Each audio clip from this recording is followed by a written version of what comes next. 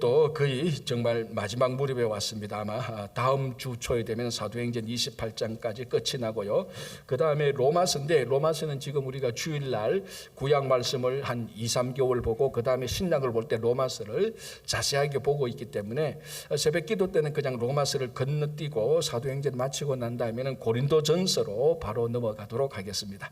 자, 오늘 사도행전 27장인데요. 지금 이제 바울이 어느 와중에 있는가 하면은 바울이 가이사랴에서 로마로 압송되고 있는 중입니다. 그래서 지도를 보면 가이사랴에서 로마, 그러니까 서쪽으로 가게 되죠. 서쪽으로 가게 되는 그 바다가 지중해입니다. 지금 우리가 말하는 지중해.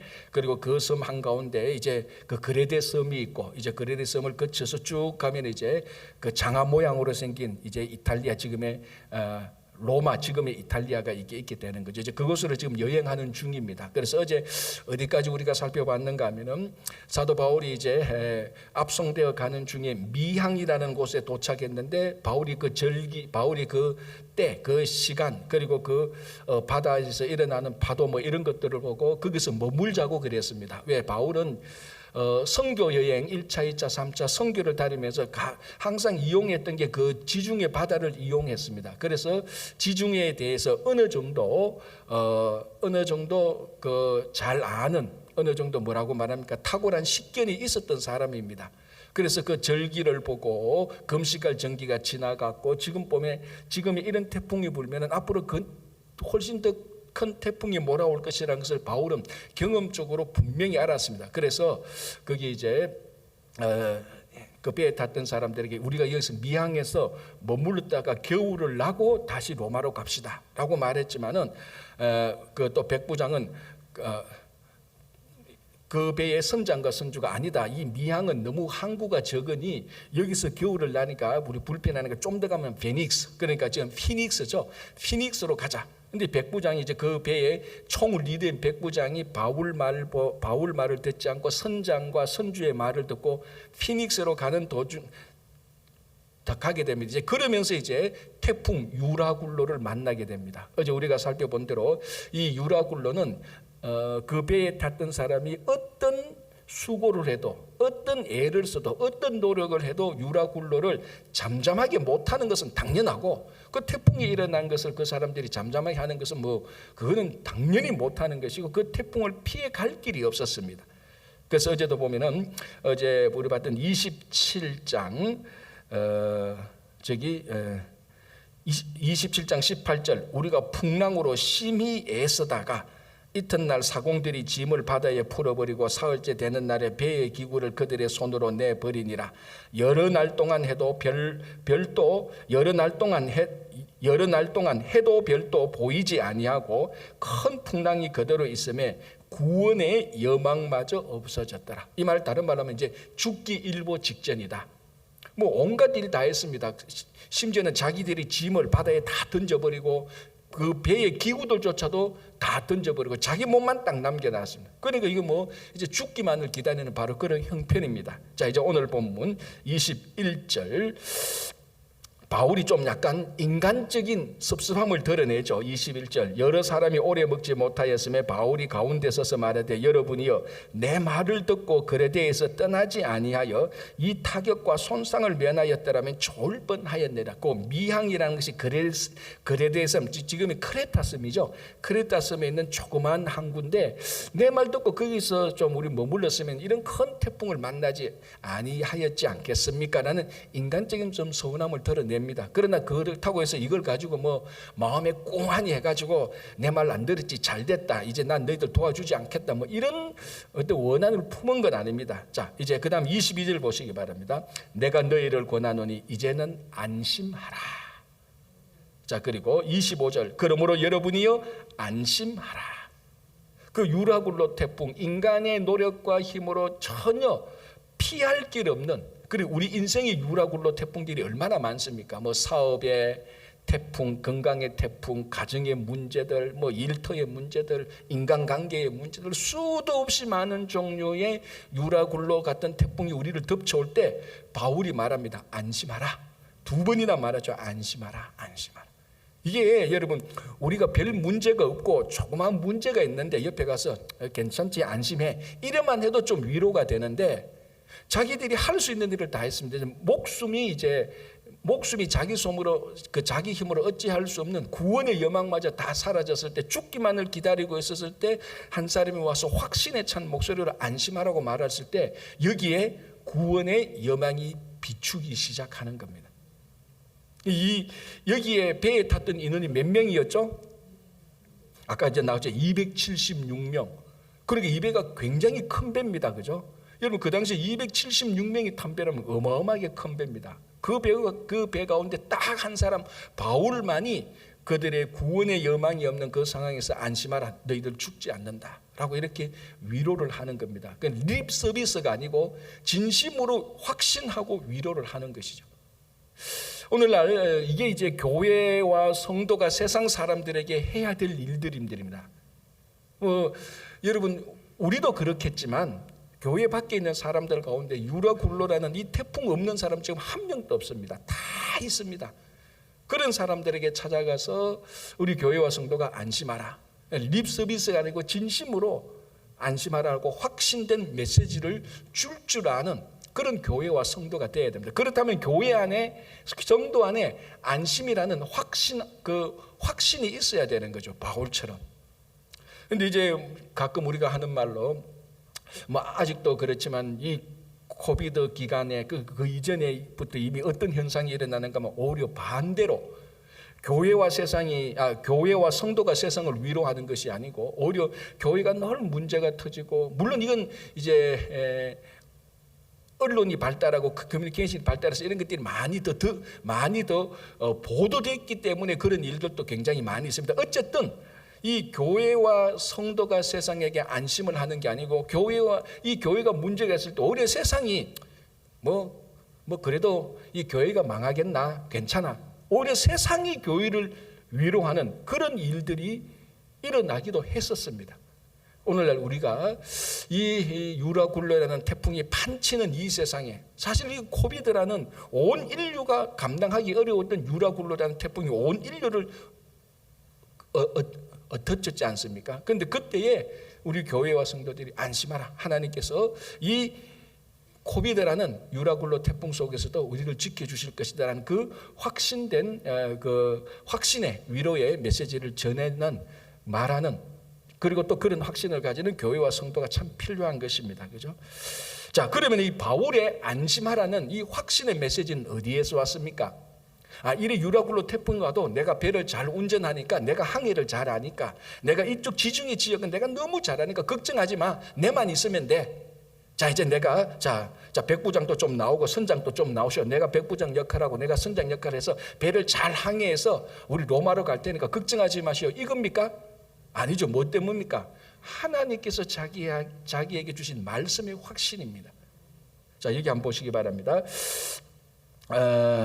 23절 내가 속한 바 곧 내가 섬기는 하나님의 사자가 어젯밤에 내 곁에 서서 말하되 바울아 두려워하지 말라. 너가 가이사 앞에 서야 하겠고 또 하나님께서 너와 함께 항해하는 자를 다 너에게 주셨다 했으니 그러므로 여러분이요 안심하라. 25절 그러므로는 무슨 내용입니까? 하나님이 내게 다 여러분이 내게 붙였고 나는 가이사에게 가야 된다는 것은 하나님께서 확신해 주셨다. 그렇기 때문에 여러분들은 한 명도 다치거나 죽지 않을 것이다 라고 얘기를 하면서 요 앞에 참 재밌는 말을 합니다. 22절 보시기 바랍니다. 내가 너희를 권하노니 이제는 안심하라. 너희 중에 아무도 생명에는 아무런 손상이 없겠고 오직 배뿐이리라. 자, 정확히 구체적으로 말합니다. 너희들 276명 가운데 한 명도 생명의 손상이 없을 거다. 그러나 배는 파손될 것이다. 자, 그러면은 우리가 곰곰이 생각해 보면 배는 파손될 것인데 이 배는 누구 겁니까? 로마 거 아니에요. 자기들 거 아니에요. 자기 재산에 손상도 없어요. 로마 재산에 손상은 일어나죠. 배가 파손되니까. 자기 생명은 아무런 걱정도 없다. 그리고 이 유라굴로라는 태풍 속에서 하나님께서 사도 바울에게 말씀의 확신을 주셔서 그 태풍 가운데서 아무도 죽거나 다치지 않고 아무런 너희들 각자의 재산의 손상은 없다. 대신 배는 파손될 건데 이 배 너희들 거 아니지 않느냐? 로마 거 아니지 않느냐? 그래 걱정하지 마라. 이 유라굴로 태풍 속에서 하나님께서 온전하게 지켜주실 것이라는 그런 메시지를 주는 겁니다. 바울이 이 확신을 어디에서 받았냐? 하나님으로부터 받은 것입니다. 자기 경험, 자기 지식, 내 이쪽 너무 잘 알아. 걱정하지 마. 내가 가라는 대로 가시오. 안심하십시오. 그게 아니고 하나님께서 내게 약속하셨다. 내가 사실 바울이 이 배를 탄 목적이 뭡니까? 로마로 가려고 한 것 아닙니까? 자기 죄는 이미 우리가 어제 본 대로 아그리빠 왕과 베스도 총독과 천부장과 고위 관료들 앞에서 자기가 로마법에 아무 저촉이 없다는 것을 확실히 무죄임을 증명했습니다. 아그리빠 왕조차도 뭐라고 말했습니까? 가이사에게 상소하지 않았다면 우리가 석방해야 된다. 이 말은 뒤집어 말하면 지금이라도 가이사에게 상소를 포기하면 바울은 석방된다. 그런데 바울이 가이사에게 상소를 포기 안 하잖아요. 그래도 자기는 여전히 죄인의 몸으로 로마로 갑니다. 왜? 하나님께서 바울에게 주신 비전, 로마에 가서 복음을 전하는 것. 그래서 그것을 가지고 바울이 그 로마로 가는 이 와중 중에서 하나님께서 바울을 지키시기로 약속했고 그 사람들을 바울에게 붙여주기로 약속했고 그래서 당연히 하나님께서 그 모든 사람을 지켜줄 것이라는 것입니다. 근데 이걸 보면서 저는 개인적으로 내가 또는 우리가 바울처럼 위대한 사람은 못 된다 할지라도 그런 사람 옆에는 좀 있어야 되겠다는 생각이 들더라고요. 저는 이 아주 실제적인 이런 생각이 들더라고요. 바울은 우리가 어떻게 되겠나 참 부족하지만 그런데 주변에 바울과 같은 인물이 있으면 그 옆에 붙어 있으면은 그 바울을 지키기로 한 약속에서 덩달아 우리도 지키겠다라는 그런 생각이 듭니다. 근데 참 옆에 누가 있느냐는 굉장히 중요한 것 같아요. 그래서 결국 바울을 살리고 또 이 사람들 바울에게 붙였으니까 다 이제 여기서부터 유라굴라는 태풍으로부터 벗어나게 되는 겁니다. 자, 또 하나 더 생각할 건 이런 유라굴로 태풍 속에서도 하나님이 바울에게 주신 비전이 변경되지 않는다는 겁니다. 여전히 그 비전은 살아있고 여전히 그 태풍 속에서 하나님은 바울에게 나타나서 그 비전 또는 약속을 확인시켜 주는 것입니다. 우리가 그렇잖아요. 또 우리가 살다 보면 어렵고 힘들 때 보면은 하나님께서 내게 주신 비전과 약속이 이거 안 되는갑다 하고 포기하거나 잊어버릴 때가 참 많습니다. 그런데 오히려 더 이런 태풍이 닥치니까 하나님께서 또 분명하게 나타나셔서 바울을 상기시켜 줍니다. 네가 왜 이 배를 탔느냐? 이 배를 탄 목적이 너가 죄를 지었을 때문이 아니지 않느냐? 로마로 가야 되는 비전 때문이 아니냐라는 것을 확신시켜 줍니다. 그 비전이 있는 한, 그 비전이 살아있는 한 하나님은 바울을 또 지키시는 것입니다. 그래서 우리가 신앙생활을 하다가 제가 늘 강조하는 게 이겁니다. 우리 이민자들에게는 분명히 하나님의 약속이 있습니다. 그렇지 않다면 하나님께서 우리를 이쪽으로 인도하지 않으셨습니다. 그리고 우리 각자에게 주신 약속은 다 다릅니다. 그건 정말 하나님과 우리 각자와의 1대1의 관계에서 있는 겁니다. 그러나 그 약속의 구체적인 내용은 모르겠지만 약속은 분명히 있습니다. 그렇기 때문에 살아계신 하나님께서 인격적인 우리와 만남을 통하여서 우리를 이곳으로 인도했지 않습니까? 하나님께서 갈대아 우르에 있는 아브라함을 왜 이스라엘로 인도했습니까? 그 먼 길을 그 당시에 그 먼 길을 왜 인도했습니까? 하나님의 약속이 있기 때문이 아닙니까? 그죠? 그래서 우리도 이 인생의 유라굴로라는 태풍이 우리들에게 닥친다 할지라도 다시 한번 이럴 때일수록 하나님께서 우리들에게 주신 약속과 비전을 상기시키는 하나님의 목적이 있다는 것을 우리가 알면 또 그걸 또 발견할 수 있는 것입니다. 자, 이제 이렇게 해서 14일이 지납니다. 27장 27절 열나흘째 되는 날 밤에 우리가 아드리아 바다에서 이리저리로 쫓겨가다가 자정쯤 되어 사공들이 어느 육지에 가까워지는지를 짐작하고, 자, 사공들이 보니까 이제 바다에서 얼마나 고생했습니까? 유라굴로 태풍을 만나고 막 어렵고 한데 보니까 근데 감각으로 파도 소리를 듣고 밤이라 할지라도 이런 걸 보서 우리가 좀 육지에 가까워지는 것 같다는 것을 그 선원들은 본능적으로 알죠. 그래서 물을 재어 보니 아마 뭐 줄자 같은 거 이런 것들 밑으로 뭐 이렇게 어떤 실 같은 걸 그 물속에 넣어봐겠죠. 처음 해보니까 20길이 되고 그 다음에 해보니까 15길이 됩니다. 뭘 알 수 있습니까? 물이 점점 얕아지니까 육지에 가까워진다는 것을 알았습니다. 그래서 이 사람들이 잔머리를 돌립니다.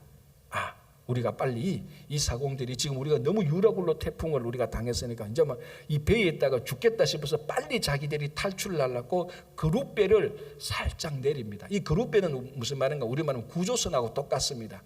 큰 배에 문제가 터지면 그룻배를 바다에 던져서 그 배를 타는 그런 구조선하고 똑같습니다. 그래서 몇 사람이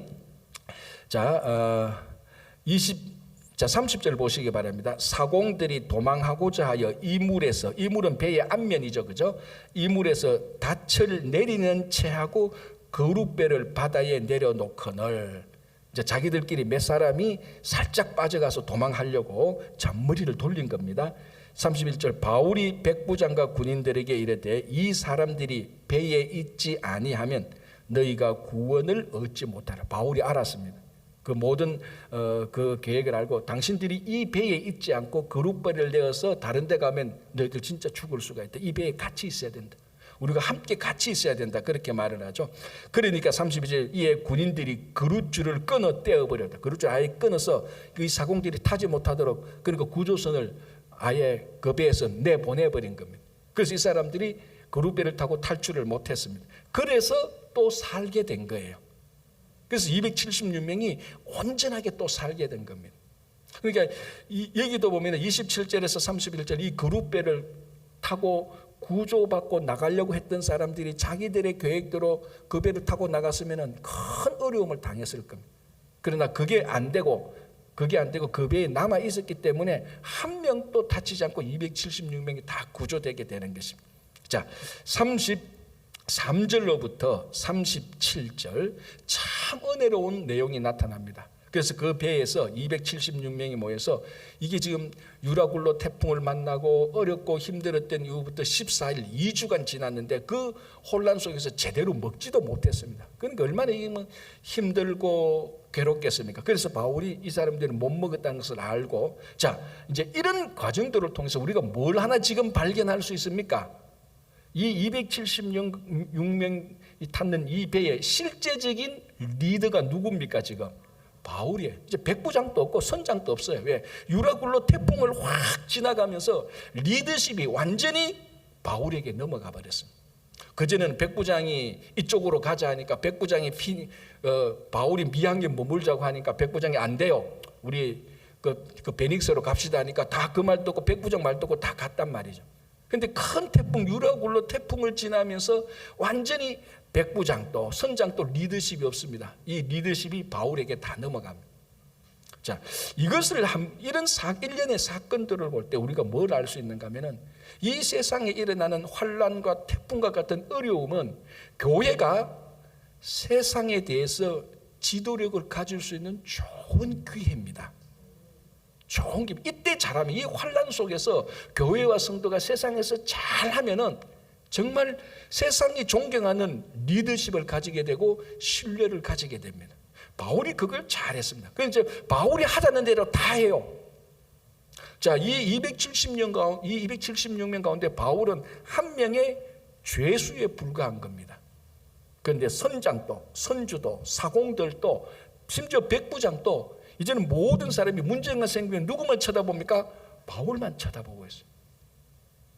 이게 유라굴로 태풍이 바울에게 준 큰 은혜 아닙니까? 물론 하나님께서 하셨죠, 그죠? 그래서 세상에 일어나는 이 환난과 어려움이 닥친다 할지라도 우리는 이것을 오히려 이 세상에 대해서 리더십을 가질 수 있는 좋은 기회로 볼 줄 알아야 되는 거예요. 참 그렇게 보면 이제 코로나 팬데믹이 다 끝나가는데 제가 이걸 보면서 우리 2년 동안 한 그 코로나 팬데믹 때문에 이 유라굴로라는 코로나라는 엄청난 태풍이 몰아쳤는데 전 인류에게 정말 인류 역사적으로 보기 힘든 이런 유라굴로 태풍이 몰아쳤는데 우리 교회와 성도가 이 기회를 잘 이용하여서 얼마나 세상에 대해서 리더십을 가졌나 신실함을 얻었나 한번 되돌아보겠더라고요. 그래서 제가 개인적인 묵상입니다. 이 본문을 코로나 이전에 우리가 같이 묵상했더라면 훨씬 더 이 코로나 유라굴로 태풍이 몰아치기 전에 그러니까 이 코로나는 이 태풍이 몰아칠 때 우리가 더 잘했을 건데 라는 개인적인 생각이 들었습니다. 이건 뭐 제 생각이니까 여러분들이 듣든지 말든지. 자, 어쨌든 이 유라굴로 태풍이 싹 지나가면서 바울이 그 배에 있는 모든 사람들한테 존경을 받게 되고 신뢰를 받게 되고 신실함을 인정받게 되고 리더십을 가지게 됩니다. 그래서 바울이 이제 이 거룻배를 타고 가서 빠지려는 사람도 다 구원하고, 그리고 이제 뭘 합니까? 14일 동안 못 먹은 이 사람들을 보고 성찬식을 거행하게 됩니다. 자, 35절 보시기 바랍니다. 떡을 가져다가 모든 사람 앞에서 하나님께 축사하고 떼어 먹기를 시작하며. 만약에 그 일단의 사람들이 그룹배를 타고 갔다면 이 사람들은 성찬도 참여하지 못했을 겁니다. 여러분, 이 어려운 가운데서 276명이 함께 모여서 성찬의 은혜를 나눴을 때 그게 얼마나 하나님의 깊은 은혜가 있었겠습니까? 떡을 떼고, 그래서 이걸 통해서 다시 한번 또 하나가 되는 성찬의 은혜를 누리게 되는데, 자, 그 다음 말씀이 참 은혜롭습니다. 36절, 그들도 다 안심하고 받아 먹으니. 자, 유라굴로 태풍이 몰아칠 때 바울이 뭐라고 그들에게 말했습니까? 안심하라. 내 확신이 아니고 내 경험이 아니고 내 지식이 아니고 하나님께서 내게 말씀하셨다. 하나님께서 여러분들을 다 지킨다. 배는 파손될 것이다. 그런데 배 파손된다고 걱정하지 마시고 여러분들은 파손되지 않습니다. 여러분들은 살아남습니다. 안심하라고 말을 했는데 태풍이 지나가고 276명이 다 살고, 여기 30절 보니까 안심하라는 그 말이 실제적으로 이루어진 겁니다. 안심하고 받아 먹으니. 자, 이제야 276명이라고 말합니다. 배에 있는 우리의 수는 전부 276명이더라. 여러분, 이 276명의 대부분의 사람이 어떤 사람이죠? 죄수들이에요. 무슨 말을 하는가 하면, 여러분, 죄수들을 배에 태우고 한번 이 죄수들을 호송해 보십시오. 이 죄수들이 전부 다 호락호락한 사람들입니까? 전부 다요, 성질 더럽기로 유명한 사람들. 그렇지. 또 이 사람들이 어떤 죄수들인가 하면요, 로마로 호송되는 죄수예요. 그 지역에서 일어난 그 지역에서 판결을 하지 않고 죄가 중대하니, 사안이 심각하니 로마로 호송해야 될 죄인들입니다. 한 명 한 명이 어마어마하게 겁나는 사람들이에요. 인간적으로 보면 살인자도 있겠고 반역을 일으킨 사람도 있겠고 아주 강교한 뱀보다 더 강교한 사기꾼도 있을 것이고 별별 인간이 다 모인 죄수들이 있습니다. 이 사람들이 여러분 같이 착한 사람이 아니에요. 여러분 같이 하나님의 말씀에 순종하는 이런 276명을 데리고 배를 타고 간 게 아니라니까. 전부 다 일당 1000명 정도로 악한 일을 했던 사람들이에요. 게다가 유라굴로 태풍이 몰아쳤죠. 이 상황을 만약에 우리가 그 배에 한번 탑승했다면요, 끔찍했을 겁니다. 태풍도 끔찍했고 그 안에 있는 죄수들 한 명 한 명이 전부 다 우리가 보기에는 괴물 같았을 겁니다. 그 가운데 바울이 그 모든 것을 다 잠재우고 리더십을 가지게 되고 그 사람들이 성찬을 하고 그 사람들에게 안심시키고 바울의 말을 듣도록 한 겁니다. 촛대비 한 번 차거나 뺨 한 대 때리지 않았습니다. 이걸 보면서 이 유라굴로와 배에 탔던 죄인들을 이 모습을 보면서 진짜 리더십은 하나님으로부터 오는구나라는 것을 확신할 수 있습니다. 하나님께서 도와주시고 인도하시고 바울은 전적으로 하나님께 자기 삶을 의탁하고, 그래서 그 어마무시한 괴물과 같은 죄인들을 다 순한 양같이 만들어서 이 배를 지금 이 배와 함께 로마로 가고 있는 이런 사람들을 봅니다. 한 명도 다치지 않은 276명입니다. 자, 38절, 배부르게 먹고 밀을 바다에 버려 배를 가볍게 합니다. 그래서 아직까지 항해가 남았으니 가볍게 했는데 39절, 날이 새매 어느 땅인지 알지 못하나 경사진 해안으로 된 항만이 눈에 띄거나 눈에 띄거늘 배를 거기에 들여다 댈 수 있는가 의논하고, 이제 이러다가 잘 모르는 곳에 갔는데 여기 배를 좀 우리가 좀 정착시킬 수 있는가 이렇게 왔다 갔다 하다가 이 두물이 합하는 이런 곳에 좀 오락가락 하다가 이물, 그 배의 앞쪽이 툭 박히게 되고 배의 뒤쪽이 이제 파손되기 시작합니다. 그게 41절입니다. 보세요. 두 물이 합하여 흐르는 곳을 만나 배를 걸매 이 물은 배의 앞쪽은 부딪혀 움직일 수 없이 붓고 고물 배의 뒤쪽은 큰 물결에 깨어져 가니 이제 배가 파손되기 시작합니다. 자, 그러니까 이제 또 혼란이 생기는 거죠. 배가 막 부서지기 시작하니까 자, 늘 우리가 생각해야 될 것은 거기에 탔던 사람들은 다 아주 강팍한 죄수들입니다. 그러니까 이 사람들을 호송하는 군인들도 굉장히 긴장이 되죠. 언제 어떻게 죄수들이 그 배에서 선상에서 반란을 일으킬 줄도 모릅니다. 그래서 늘 긴장되고 하는데 배가 막 부서지기 시작합니다. 그러니까 자 42절을 보시기 바랍니다. 군인들은 죄수가 헤엄쳐서 도망할까 하여 그들을 죽이는 것이 좋다 판단했습니다. 막 배가 부서지니까 이 군인들이 이 사람 죽여야 되겠다. 왜? 이 사람들이 도망가 버리면 나중에 죄수들을 제대로 호송하지 못했던 책임들을 자기들이 져야 되는 겁니다. 그럴 바에야 이 사람들을 죽여버리고 이 사람들이 선상에서 반란을 일으켰습니다. 그렇게 보고하면은 너희들 잘해내라고 칭찬받을 수 있는 겁니다. 그런데 죄수들을 놓치는 것은 죄수들이 도망가도록 놓치는 것은 안 되지만은 죽이는 것은 괜찮을 수가 있습니다. 왜? 자기들이 죽여놓고 보고하면 되니까. 반란을 일으켜서 도망가려고 해서 죽였기 때문에 했습니다. 보고를 일으키면 되니까. 그래서 군인들이 배가 막 부서지고 또 막 이 죄수들을 보니까 이 사람들 다 도망가겠다. 그래서 머리를 쓴 겁니다. 다 죽여야 되겠다고 생각한 겁니다. 42절 군인들은 죄수가 헤엄쳐서 도망할까 하여 그들을 죽이는 것이 좋다 하였으나 백부장이 바울을 구원하려 하여 그들의 뜻을 막고 누구의 뜻을 막았습니까?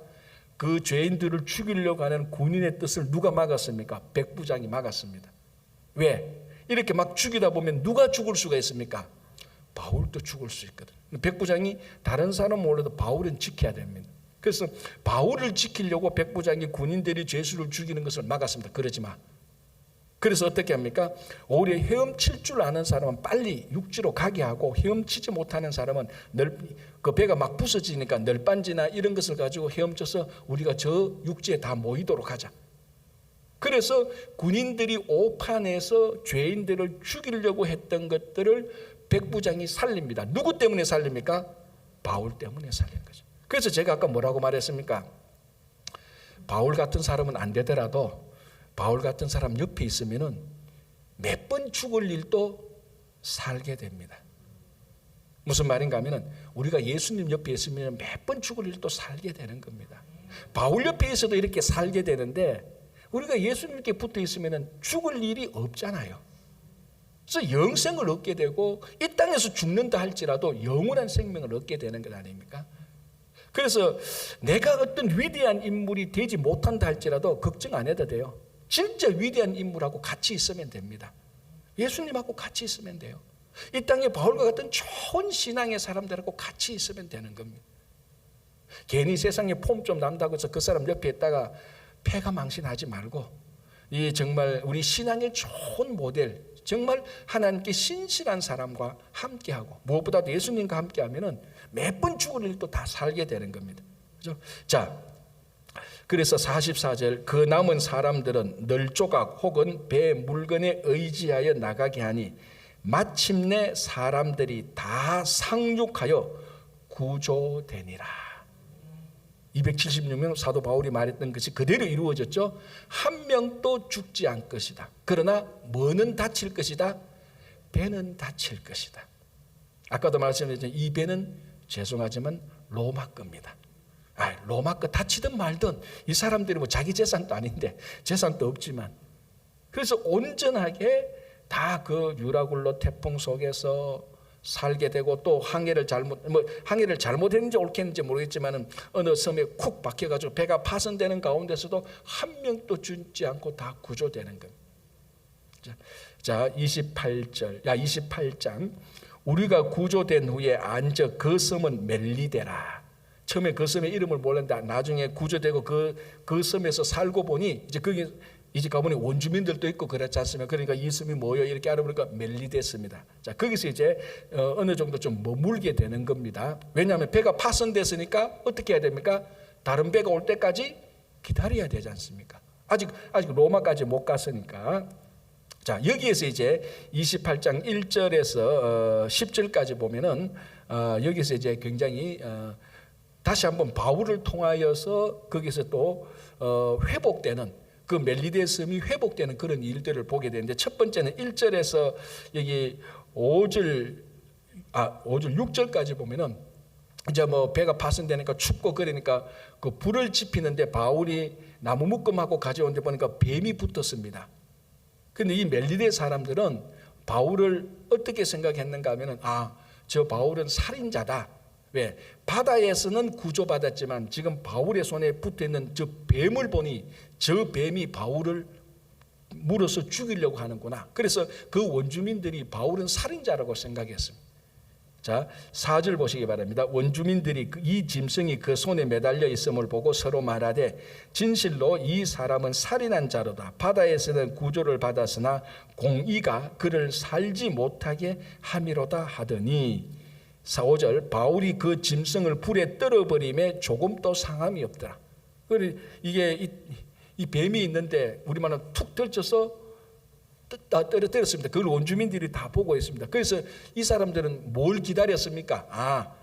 뱀이 바울을 물었으니까 좀 있으면 온몸이 붓게 되고 죽게 될 것이다. 이제 그거 기다렸습니다. 그런데 6절 그들은 그가 붙든지 혹은 갑자기 쓰러져 죽을 줄로 기다렸다가 오래 기다려 그에게 아무 이상이 없음을 보고 돌이켜 생각하여 말하되 그를 신이라 하더라.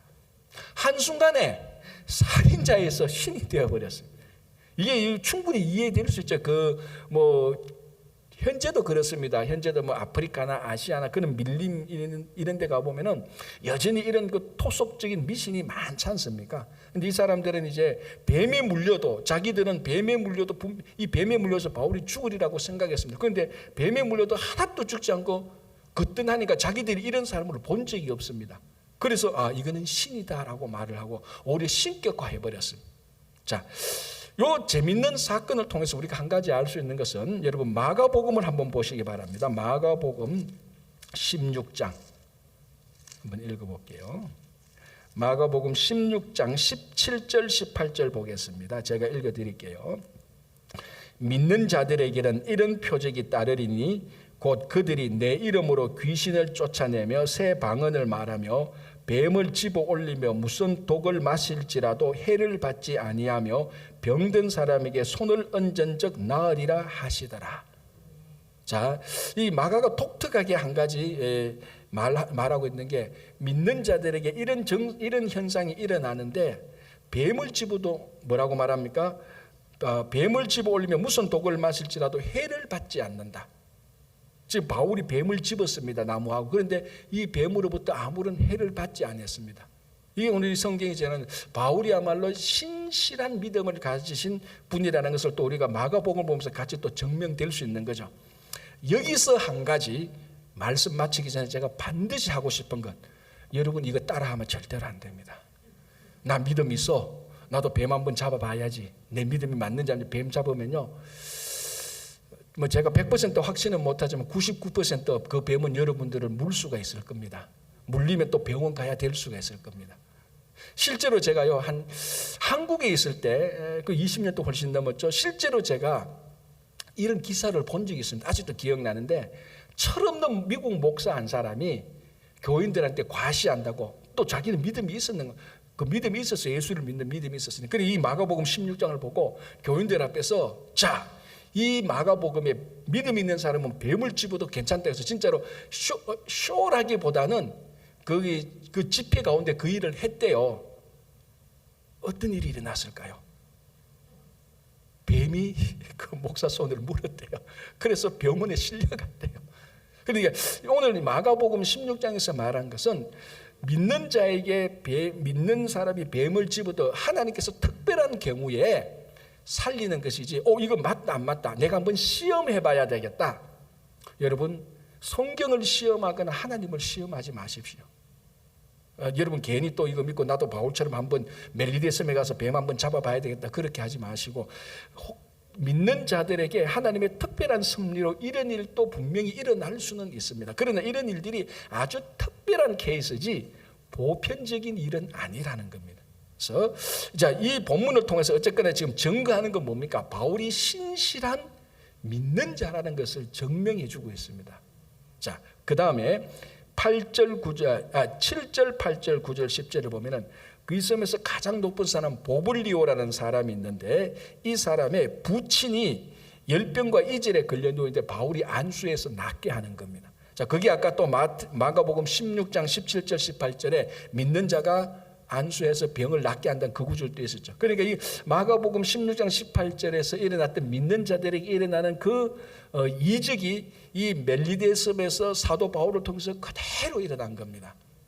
그래야 해서 그게 그 멜리데 섬에 있는 사람들에게 바울을 통하여서 하나님의 영광이 나타나고 하나님의 또 이적이 나타내는 일들을 우리들에게 보여주고 있습니다. 자, 이것을 통해서 우리 하나 알 수 있는 것은 이것은 바울 자신이 위대해서 바울 자신이 뛰어나서가 아니고 그 배후에 있는 이 가이사랴로부터 로마로까지 인도하는 그 모든 배후의 섭리의 손길에 하나님이라는 것을 우리들은 충분히 볼 수 있지 않습니까? 믿는 자들은. 그죠? 그렇게 해서 이제 이 멜리데 섬에서 일어났던 한 사건을 얘기합니다. 자, 11절. 석 달 후에 우리가 그 섬에서 겨울을 난 알렉산드리아 배를 타고, 그러니까 멜리데 섬에서 3개월 머물렀습니다. 그러니까 머무는 동안에 배 한 척이 새로 옵니다. 왜? 앞에 배는 파손했으니까. 배를 타고 떠나니 그 배의 머리 장식은 디오스구로라 수라구사에 대고 사흘을 있다가. 자, 먼저 여기 12절 수라구사가 뭡니까 이게? 여러분 영어 성경 보면 딱 압니다. 수라구사가 뭡니까? 이 시라큐스예요. 시라큐스.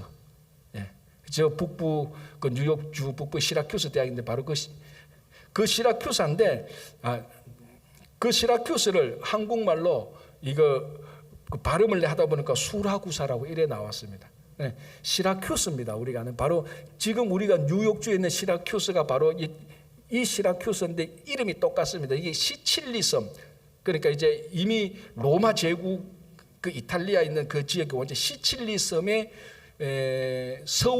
시칠리 섬의 메인 도시가 바로 수라구사 시라큐스입니다. 그래서 그거를 거기에서 한 사흘 동안 머물렀죠. 자, 여기서 또 재밌는 게 하나 있는데 알렉산드리아 배를 타고 갔는데 그 배의 문양, 디자인, 장식이 뭐라고 되어 있습니까? 디오스구라 되어 있습니다. 배를 탔는데 그 배 앞에 장식을 보니까 디오스구라인데 디오스구로인데 이는 뭔가 하면은 제우스 신의 두 아들을 말하는 겁니다. 근데 제우스 신의 두 아들이 뭐냐 하면은 항해의 수호신으로 알려져 있습니다. 그래서 배를 탈 때마다 이 디오스구라 문양을 합니다. 왜? 항해의 수호시니까. 그래서 이 배를 타는 사람은 이 디오스구라가 지켜주니까 앞으로 항해할 동안 아무 문제가 없을 것이다 라는 이제 의미를 디오스구라 이제 붙였는데, 자, 이게 지금 이 사도행전을 누가 기록했죠? 예, 누가 기록했죠? 예, 누가 기록했죠? 누가 기록했죠? 그죠? 누가가 기록하면서 그걸 굉장히 인상 깊게 본 것 같습니다. 배가 왔는데 그 배가 뭡니까? 문양이 있는데 디오스구로 문양이다. 아, 저거 항해의 수호신인데, 자, 우리가 앞에서 이미 봤지 않습니까? 태풍 유라굴로가 몰아치고 배가 파손해도 누가 이 사람을 수호했습니까? 하나님이 한 거예요. 디오스구라가 아니고. 그러니까 이 세상에 우리가 살아갈 때 세상 사람들이 이런 신이 우리의 수호신이요, 저런 신이 우리의 수호신이요, 그거 다 의미 없고 다 가짜라는 겁니다. 진짜 우리의 수호신은 한 분밖에 없습니다. 여호와 하나님밖에 없다는 거예요. 그래서 이 디오스구라 장식한 거 이렇게 그 배를 타고 가도 이 배를 지키는 분은 디오스구라가 아니고 제우스도 아니고 뭐 어떤 신도 아니고 하나님이라는 것을 이미 앞에서 이미 이 지금까지 멜리데 섬까지 오는 그 험하고 힘든 정말 죽을 수밖에 없었던 그런 과정 중에서 지켜내신 하나님의 인도하심을 보고 우리는 고백할 수 있습니다. 그래서 우리는 이 배를 보면서 겉으로는 알렉산드리아 배에 디오스구라는 장식이 있지만은 하나님께서 이 배의 주인이고 지키시는 분이라는 것을 우리는 이미 경험을 통해서 알고 있습니다. 그렇죠? 자, 14절. 거기서 13절 거기서 둘러가서 레기온에 이르러 하루를 지낸 후 남풍이 일어나므로, 자 이제 이 지역은 전부 다 로마에 연관된 섬들입니다. 일어나므로 이튿날 보디올에 이르러 거기서 형제들을 만나 그들의 청함을 받아 이레를 함께 머무니라. 그래서 우리는 이와 같이 로마로 가니라. 드디어 드디어 바울이 로마에 도착하게 됩니다. 하나님께서 이미 두세 번 바울이 어렵고 힘들 때마다, 핍박을 당할 때마다, 예루살렘에서 동족으로부터 죽을 만큼 핍박을 당하고 어려움을 당할 때, 유라굴로 태풍이 와서 모두 다 죽게 되는 바로 그 직전에 하나님께서 그때마다 계속해서 바울에게 하신 약속, 너 가이사 앞에 설 거다, 너 로마로 가게 될 것이라고 하나님께서 약속했는데, 드디어 28장 14절에 이와 같이 로마로 가니라라고 되어 있습니다. 하나님께서 우리를 인도하시는 최종 목적지까지 우리는 분명히 가게 됩니다. 그거 의심할 필요 없습니다. 확신을 가지시기 바랍니다. 물론 그 과정 중에 우리가 유라굴로도 만나고, 우리가 잘못 판단해서 우리 인간적인 힘으로 구조선을 타고 교회 밖을 떠나서 세상으로 가려고도 하겠지만, 우리가 하나님께서 인도하시는 이 교회라는, 이 방주라는 배를 타고 있는 한, 하나님께서는 이 교회라는 이 교회의 방주를 통하여서 우리의 목적지, 바울에게는 로마이지만 우리에게는 영원한 구원으로 하나님께서 인도해 주실 것입니다. 그래서 우리는 이 바울의 이 여행 일정, 로마로 가는 여행 일정이 어떻게 보면 우리 인생의 여행 일정, 하나님 나라 가는 여행 일정하고 마찬가지입니다. 그래서 보면서 바울이 로마로 간 것처럼 하나님께서 우리를 인도하시는 그 최종 목적지까지 분명히 가게 될 것이라는 그 확신에 흔들리지 마시기 바랍니다. 기도하겠습니다. 하나님 아버지, 감사합니다. 바울이 276명의 그 선원들, 죄수들, 리더들 함께 있는 그 가운데서 가이사랴에서 드디어 로마로 가는 그 일정을 저희들이 살펴봤습니다. 태풍도 치고 배가 파선하고, 일부 사람들은 자기들만 살려고 먼저 도망치려고 계획도 짜고, 바울이 때로는 리더십도 없었지만 하나님의 모든 인도하심에 따라서 한 명도 죽지 않고 그대로 살아남고, 결국 하나님의 약속대로, 인도하심대로 로마에 가게 되는 것을 보게 됩니다.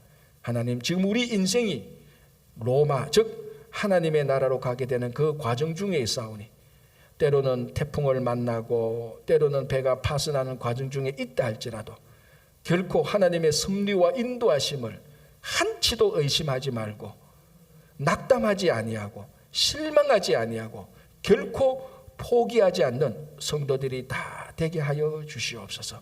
바울이 로마로 도착한 것처럼 하나님께서 우리를, 하나님께서 약속하신 우리 각자의 로마로 다 인도해 주실 것을 믿습니다.